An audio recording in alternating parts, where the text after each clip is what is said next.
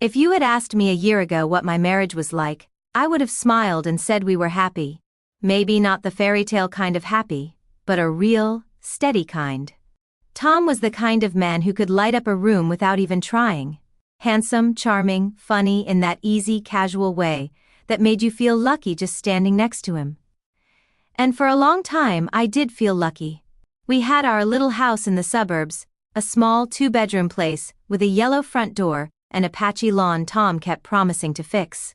The kitchen always smelled like coffee and fresh bread on weekends, and our worn-out couch was the kind of soft you sank into at the end of a long day. It wasn't perfect, but it was ours. And it was enough. At least, it used to be. A few months ago something shifted between us. It wasn't sudden, not like a slap in the face. It was slower, quieter. Like a draft sneaking under the door. Tom started getting distant. Little things at first, forgetting to ask about my day, skipping our Saturday movie nights, smiling less. And then came the comments. At first I thought I was imagining it, the way his nose would wrinkle slightly when I leaned in to kiss him, the way he pulled away faster than usual, until one evening, standing in our kitchen while I stirred pasta sauce and he scrolled absently through his phone, Tom said it out loud. "Have you thought about, maybe, showering more often?" He didn't even look up when he said it. I stood there, wooden spoon in hand, stunned into silence. Showering more often? I blinked, the steam from the pot fogging up my glasses, making everything around me look soft and unreal. I wasn't dirty. I wasn't careless. I prided myself on being clean, obsessive even. I showered every morning before work, and most nights too. I wore fresh clothes, used nice perfume, kept my hair neat, but in that moment, doubt sank its claws into me. Maybe he was right. Maybe I had gotten lazy, without realizing it. "I'm just saying," Tom added, glancing up at me with a shrug. "Sometimes, I don't know. There's a smell. The words echoed inside me, louder than anything else he could have said. That night, lying in bed beside him, I curled up small under the covers, barely breathing, afraid he might notice me, might smell me. The bed that used to feel like a safe haven now felt like a tight, cold box. Tom lay inches away but felt a world apart. I told myself not to cry. I told myself it was fixable. It was me. It had to be me. After that night, something inside me shifted. I started paying attention to every little thing about myself, every scent, every texture of my clothes, every strand of my hair. I told myself it wasn't a big deal. I just needed to do better. Be better. The next morning I drove straight to the nearest department store after work. I spent almost an hour wandering through aisles filled with brightly packaged promises. Shampoos that boasted of 24-hour freshness, body washes with exotic fruits, and meaningless words like revitalizing and ultra-clean. I grabbed them all, piling my basket high like I was stocking up for a natural disaster. When I got home, I stripped the sheets off our bed, loaded the washer with our linens, and threw in half a bottle of fabric softener. I scrubbed the bathroom until it smelled like chemical lemons and bleach. Then I stood in the shower under scalding water, scrubbing myself raw with 3 different soaps, watching the bubbles swirl down the drain like guilt. I stayed in there until the mirror fogged over and my skin turned pink from the heat. Maybe if I just tried harder, he would smile at me the way he used to. Maybe he would touch me again, kiss me without pulling away. But the doubts crept in, silent and heavy. Was it just the smell? Was it something deeper, something wrong with me that I couldn't wash away? Tom didn't seem to notice the changes, or if he did, he didn't say much. Days passed, and the comments kept coming. Small but sharp, like tiny needles. "Did you wear that to work today?" He'd ask with a raised eyebrow. Or, maybe try a different deodorant next time. Sometimes, he'd just wrinkle his nose slightly, not even saying anything. Just enough to make me flush with shame. I started avoiding standing too close to him. In the evenings after showering again, my second or third of the day, I would lock myself in the bathroom, sitting on the cool edge of the tub, breathing in the chemical-clean scent of my own skin, trying to convince myself it was enough. The bathroom became my battlefield, the mirror my enemy, reflecting a woman who didn't look quite like herself anymore. someone smaller, tighter, caught in an endless loop of trying to be acceptable.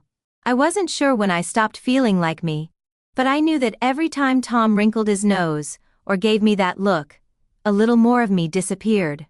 Our bed used to feel warm. Now it felt like a frozen sea between us, vast and unforgiving. Tom barely touched me anymore. He'd climb into bed after midnight most nights, mumbling a tired hey before turning his back to me, the mattress dipping slightly under his weight. I would lie there in the darkness, staring up at the ceiling fan spinning its slow, endless circles, feeling the cold seep into my bones. I stopped reaching out, stopped hoping he would turn around and hold me like he used to. Our conversations, once full of silly jokes, stories, and late-night dreams, had thinned to small, brittle exchanges. "How was your day?" I'd ask. "Fine," he'd answer, without looking up from his phone. "What do you want for dinner?" "Whatever." And then silence, long and heavy, filling every corner of the house like fog. Tom started working late. At first he'd offer quick explanations, meetings that ran over, a coworker who needed help, unexpected deadlines. But over time the excuses got sloppier, less believable. "Traffic jam," he said once, even though we lived 10 minutes from his office. Another night, it was a team-building dinner, though when I asked who was there, he shrugged vaguely and changed the subject. I wanted to believe him. I wanted so badly to believe that the man I married wouldn't lie to me.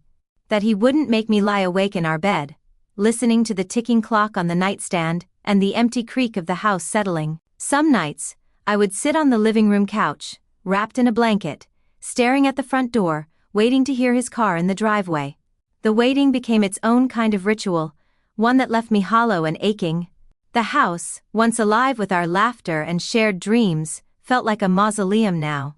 Every corner seemed to echo with things we no longer said. I kept telling myself it was just a rough patch. Marriages had them, right? We just needed time. But deep down, a heavy, wordless dread had taken root. And no matter how many times I scrubbed and washed and tried to make myself better, nothing could shake it loose. It was a Saturday afternoon when Marissa called. Her voice was casual. Almost too casual. "Hey, you busy?" she asked. I was sitting at the kitchen table, nursing a cup of cold coffee, still in my pajamas, though the clock had already crept past noon. "No, just taking it slow today," I said, trying to inject some cheer into my voice. "Mind if I swing by?" I hesitated for a second. Something about her tone, light, but edged with something, made my stomach tighten. "Sure," I said. 15 minutes later she breezed into the kitchen, the scent of her fruity perfume filling the air like a small, colorful storm. Marissa had always been the kind of person who brought energy wherever she went, fast-talking, bright-eyed, honest to a fault. She flopped into the chair across from me, pulling a coffee cup toward herself like she owned the place. We made small talk for a few minutes. Work, the weather, a new Thai place downtown. But then she leaned in a little, lowering her voice. "Listen, I wasn't sure if I should bring this up," she began, twirling her spoon in her coffee. I felt my heart thud painfully against my ribs. "What is it?" I asked, forcing a smile. "I was at the Java House yesterday, you know, the one near Tom's office, and I saw him there," she said, watching me carefully. I blinked. "Okay." "He wasn't alone."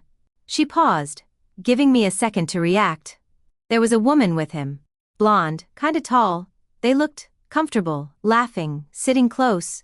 I felt my face go hot, then cold. "Probably just a coworker," I said quickly, too quickly. Marissa tilted her head, her eyes sharp but kind. "Yeah, maybe," she said. "But if it were me, I'd want to know if something felt off." The words settled between us, thick and heavy. She didn't push. Marissa had always been good that way. She planted the seed and left it to grow or wither on its own. After she left, I stayed at the kitchen table for a long time, staring into the dregs of my coffee. The house was silent except for the soft hum of the fridge and the occasional creak of the old wooden floorboards. Maybe it was nothing. Maybe it was just work. Maybe it was just my own insecurities poisoning everything. But another voice, a quieter, colder one, whispered back, "Or maybe it's not you at all." I sat there until the afternoon light shifted to gray, fighting a war inside myself between hope and fear. After Marissa's visit, I tried to shake it off, tried to convince myself it was nothing, that my mind was playing tricks on me. But the seed she planted grew, fed by every late night, every cold glance, every hollow kiss. One evening, after Tom fell asleep, or pretended to, I crept out of bed and picked up his phone from the nightstand. My hands shook as I unlocked it. He was careless, or maybe just arrogant, because his messages were right there, in plain sight. The first thing I saw was a string of texts with a contact named Steph B. "Can't wait to see you tomorrow. Last night was amazing. You always smell so good. You make me crazy. Counting down the minutes until I can get you alone again." The world tilted. My fingers went numb. I scrolled further, photos too, grainy but unmistakable. Tom with a woman draped over him, laughing, her hand tucked intimately against his chest. Stephanie. I remembered her vaguely. She worked in marketing, young, blonde, always laughing too loudly at office parties. Marissa had once rolled her eyes and called her a walking HR violation. Now she was wrapped around my husband, like he was hers to keep. The next afternoon, driven by a need to see it with my own eyes, to crush any lingering hope that this was a misunderstanding, I drove to Tom's office. I parked across the street, heart hammering against my ribs, and waited. An hour later, I saw them. Tom and Stephanie, walking out together, too close, laughing like they didn't have a care in the world. He reached for her hand, a small, thoughtless gesture, like it was the most natural thing in the world. She leaned into him, tossing her hair back, flashing a bright, confident smile that cut me deeper than any words ever could. They disappeared into his car, the doors slamming shut like a final verdict. I sat frozen behind the wheel, watching my breath fog up the windshield. The coldness inside me wasn't from the air, it was from the shattering of everything I thought I knew. The marriage I fought to save, the man I thought I loved, it was all slipping through my fingers like smoke. And in that bitter, broken moment, one thing became crystal clear. The problem had never been my smell. It was his rot. The house was dark when I returned. I stepped inside and closed the door quietly behind me, the lock clicking into place with a sound that felt louder than it should. For a long moment I just stood there in the entryway, staring into the dim, silent rooms. The kitchen, once warm with shared meals and whispered late-night laughter, now felt sterile, almost hostile. The living room, with its overstuffed couch and cozy throws, seemed to mock me with memories of a life that had never really existed. Everywhere I looked, the house reeked. Not of something you could scrub away with lemon-scented cleaners or air fresheners. No. It was deeper, heavier. It was the rot of betrayal, the stench of lies woven into the very walls. I sank onto the couch, feeling the fabric rough against my skin. And for the first time I let myself feel it all. The shame. The endless months of questioning myself, scrubbing my skin raw, switching shampoos, rewashing clothes until my hands were cracked and dry, all because of him. Because he couldn't own his filth, so he made me wear it instead. He projected his own decay onto me, and I had accepted it. Tears blurred my vision, but I didn't sob. No racking cries or dramatic breakdowns. Just a slow, steady leaking of everything I'd been holding back. And under the pain, under the humiliation, something else stirred. A flicker of rage, a spark of clarity. I wasn't the dirty one. I never had been. The dirt, the smell, the shame, it was all his. I had just been the scapegoat, the one made to feel small so he could live with the size of his sins. Looking around the house now, I realized it wasn't home anymore. It was a cage built on guilt and gaslighting. A place where love had once tried to grow, only to be suffocated by deception. I wiped my cheeks with the sleeve of my sweater, the fabric rough but real. I wasn't going to stay trapped here, not 1 second longer than I had to. The stench wasn't mine to carry anymore. It was his, and he could drown in it. Tom stumbled through the door around midnight, smelling faintly of cheap cologne and desperation. He dropped his keys onto the counter with a loud clatter, oblivious to the way I sat waiting for him in the living room. The house dark, save for the small lamp casting a pool of light over me. When he finally noticed me, he paused, blinking like he'd walked into the wrong house. "Hey," he said, voice a little too casual. "You're up late." I didn't move. I didn't speak. I simply stared at him, letting the silence stretch tight between us. After a beat, I rose from the couch and calmly placed his phone on the coffee table between us. Screen lit up, still open to his damning messages. His face paled. The bravado drained from his eyes, replaced by a flash of panic.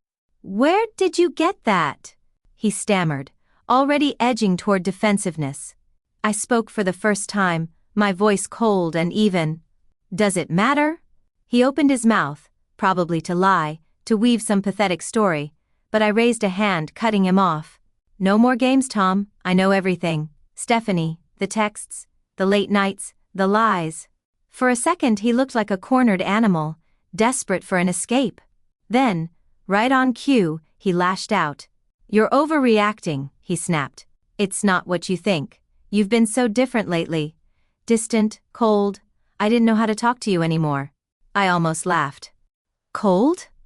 After months of being treated like a burden, like a blemish on his perfect little life? The irony burned. Still, I didn't raise my voice. I didn't cry. I didn't beg for explanations or apologies. I just stood there, calm as a storm gathering strength. "You cheated because you're weak," I said quietly. "Because you needed someone to make you feel important. Because you couldn't stand looking at yourself, so you tried to make me feel small instead." His mouth opened, but no words came out. For once, he had no defense. "I want you out," I said, my voice steady. "Tonight." The words hung in the air, heavy and undeniable. Tom sputtered, pleaded, threw out half-hearted promises to fix things, but I didn't waver. I didn't owe him my pain. I didn't owe him anything. I watched him pack a duffel bag in angry, clumsy movements, cursing under his breath. I watched him slam the door behind him without looking back. And when the house fell silent again, when the weight of his presence was finally lifted, I sat back down on the couch, not broken, not lost, but free, for the first time in what felt like forever. The air didn't smell like shame. It smelled like possibility. It's funny how time moves differently when you're healing. Some days it feels like only yesterday that I was trapped in that heavy, suffocating life. Other days, it feels like a distant memory from another world, a place I once visited but would never return to. It's been a little over a year now. A year of finding myself again. A year of learning that I was never broken, never lacking, never something to be fixed. I live in a small but bright apartment now, tucked above a little bakery that fills the mornings with the smell of fresh bread and warm sugar. The windows are wide and let the sunlight pour in, painting everything golden. The walls are decorated with art I chose just for me, colors that make me smile, textures that make me feel at home. It's not much, but it's mine. Every inch of it is filled with peace. I started running again, something I gave up years ago because Tom said it was a waste of time. I started taking long walks just because I wanted to, wandering through parks and down winding streets with no destination in mind. I laughed more, sang along badly to the radio, made spontaneous plans with friends. I stopped apologizing for taking up space. I stopped apologizing for being myself. This morning I decided to take the long way to work, just because the air felt fresh and the sun was too warm to rush through. I wore my favorite perfume, the one I used to save for special occasions that Tom never noticed anyway. Now, I wear it just for me. Because every day that I wake up free is a special occasion. As I walk down the tree-lined street, the wind picks up, playful and soft, tangling my hair and carrying the scent of my perfume around me like a halo. For a moment, I close my eyes and just breathe. Not to check if something's wrong, not to wonder if I smell strange or wrong or not enough, but simply because it feels good to be alive. The past still exists, somewhere far behind me. But it doesn't own me anymore. It doesn't define me. I am not someone's insecurity. I am not someone's scapegoat. I am not someone's burden. I am my own beginning, my own fresh start. And this time, the air is sweet with freedom.